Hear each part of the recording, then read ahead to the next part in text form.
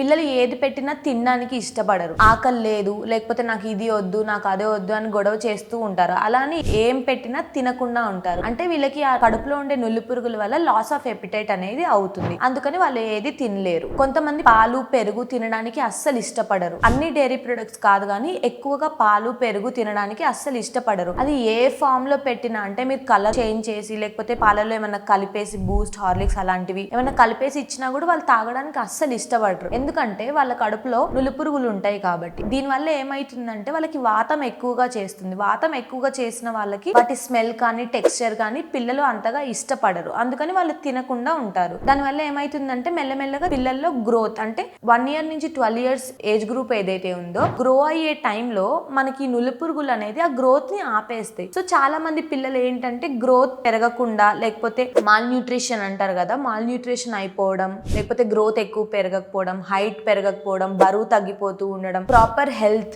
లేకపోవడం, అంటే నెలకొకసారి లేకపోతే 15 రోజులకు ఒకసారి దగ్గు జలుబు జ్వరాలు రావడం, బయట ఎక్కడికైనా ఆడుకోవడానికి వెళ్ళినా చెట్లని మట్టిని ఏమన్నా ముట్టుకున్నా ర్యాషెస్ రావడం, లేకపోతే స్కిన్ ఎలర్జీస్ కి తొందరగా ఎగ్జిబిట్ అవ్వడం, ఇవన్నీ జరుగుతూ ఉంటాయి. సో అందుకని నులి పురుగులకి ప్రాపర్ ట్రీట్మెంట్ అనేది చాలా అవసరం.